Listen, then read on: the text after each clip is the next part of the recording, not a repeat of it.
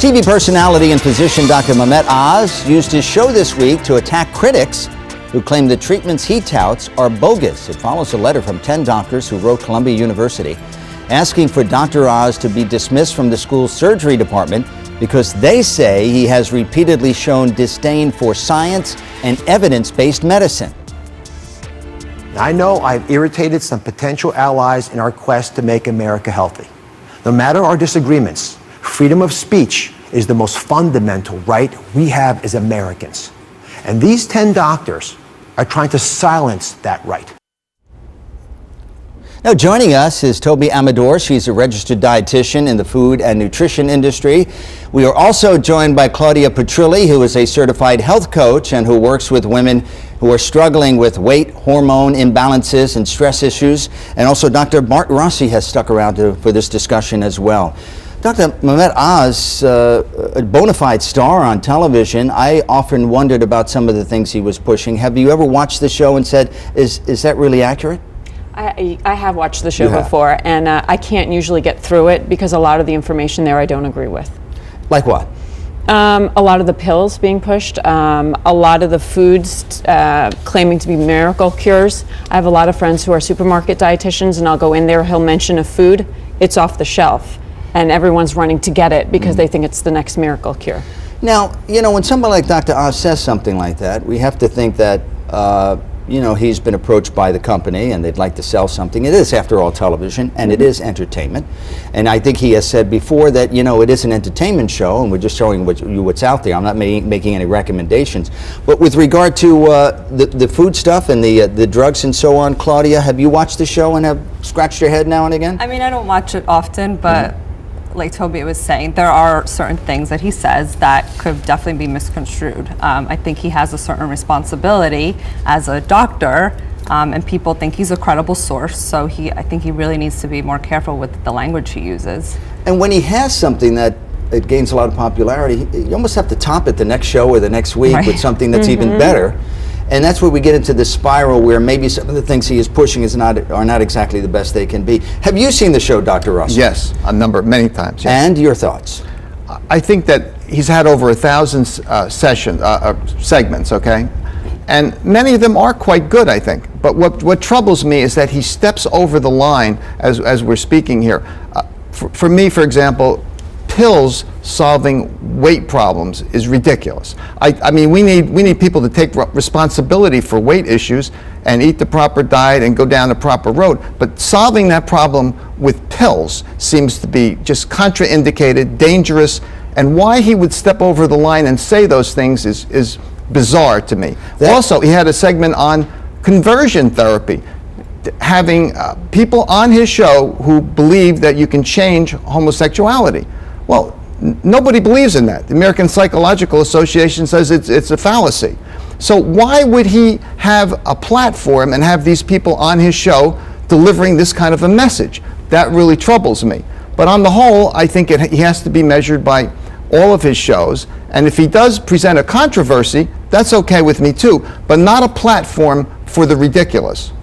How many clients come to you or patients come to you, Claudia, who say, you know, I'm trying this pill now because Dr. Oz or somebody said this pill works, and you know it doesn't work. Right. How do you switch their mind around and say, you know, you have to exercise, you have to eat properly, and so on and so forth? They come into you saying, I have a pill. Right. Well, I was just saying to Toby earlier, I had a client who I suggested like to maybe not eat gluten because she had a thyroid issue. And she said something like, oh, well, Dr. Oz said, you know, you don't have to, not everybody has to be gluten-free. And like, I just right away, I'm like, oh my gosh, like another Dr. Oz fan. And that's okay, but it's like, you need to kind of look at your body as an individual. And, you know, just because he makes these claims, it doesn't mean that it necessarily works for you. It just goes to show you how somebody on television, with all the surroundings and the authority, is able to make and persuade so many people to do something that really we know doesn't work in some cases.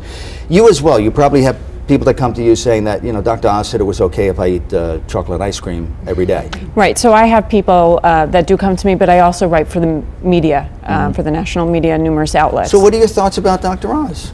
So my thoughts is he's a great entertainer. He's a great salesman. He really is, because you have, I think it was the stats were 2 million viewers a day, and they're all running to buy the products that he's just mentioning, right, which goes to show the tremendous influence he has in America, which also means that he has the responsibility to really give both sides, or to really say, if you have a medical condition, this might be counterindicated. If you have a health condition, what I'm recommending, go to your physician to see it's not going to harm you. And a lot of that isn't said. And so you may have people doing more harm than good in their diets. I'd like to play that soundbite again, because he doesn't really say much in it except that I have the right of free speech and I'm going to continue to say what I want to say. If we could run it again, or just let me know when it's ready so we can take a look at this, because I'd like you to comment on this. Because generally what he's saying is, I'm an entertainer and I just bring stuff to the forefront. Right, but to your point though, free speech is one thing, but giving a platform for the ridiculous and the obscene is something else again. And I think even if he did that and he criticized the folks who were on, that would be one thing. But he's giving them a platform to say things that are really contraindicated. And I think that's really where his problem is. Now, what about the claim that by these physicians that he should not perform surgery anymore because well, they call it quack medicine, and that's their opinion, of course. Have we gone to that level where the entertainer can't operate on people any longer? I don't know his experience. Has he been practicing medicine at this time? I mean, it's a good thing to bring to light. What is his practice? Has he been keeping up with his continuing education credits? I know you need a certain amount in order to maintain your physician license. So something like that should be looked at, because if he's spending full time as an entertainer, then what about his medical practice? And it's funny because this is the nexus between a really handsome, good TV entertainer and medicine, where you can always have a problem. Let's look at this soundbite again, because I want your opinion about this soundbite, which I found troubling.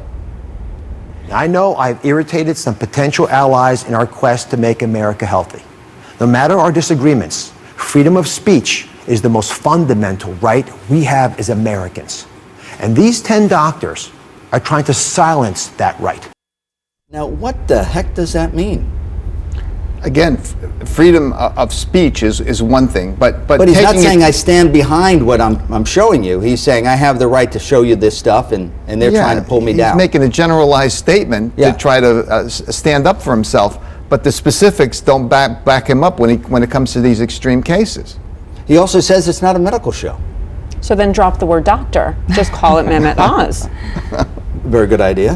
What are your thoughts on that? He says it's not a medical show. He says I have the right to say whatever I want to do, and they're trying to pull me down. Right. But I'm presenting this to you. I think it's a very fuzzy line, because he's a doctor. He wants to talk about his background and his education, but then he also wants to appeal to the consumer who wants the quick fix, and they want to know, all right, how do I lose weight quickly? How do I clear up my skin? How do I get rid of cellulite? So to him, his ratings go up when he talks about those topics versus medical topics may not be as interesting to the average consumer. Yeah, but the irony is that he could probably be just as successful, if not more so, by promoting healthy, successful, positive thinking about weight loss or homosexuality. Well, maybe people don't want to hear that they need to exercise every day for a half hour. They don't want to hear that they have to eat properly. They want to hear that if I sit on the couch and take this pill twice a day, I'll get skinny. Maybe they don't.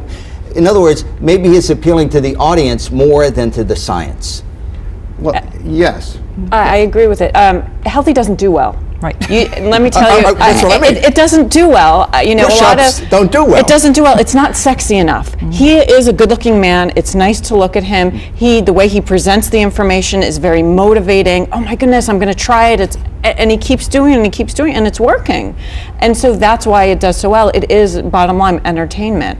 I have a problem with him saying, do this, take this pill, and don't do 50 push-ups like you should. Yep. Because I don't like doing push-ups. So then don't I do despise push-ups. it. Yeah. Do something else you Find like. something else. There's so many different types of physical It's easy for you activity. guys to say, but you know, I'm sure you exercise and you look terrific, but I don't like to do push-ups. If somebody came to me and I wouldn't believe it and said, you know, you don't have to just take this pill, I might be more prone to believe But it. I think he actually could be kind of sexy on the show by promoting positive. It doesn't have to be the super healthy workout every day for 30 or 40 minutes, but it could be other things that people like to do, like walk on the beach or deep breathing or simple exercises and diet and foods that taste great. That would have you. know, That would make sense. require you getting up off the couch and not watching Dr. Oz. Well, that's true. He also says that these critics are against him because of his fight against GMOs, and the GMO lobbyists are behind this. Do you agree with that? Is that legitimate?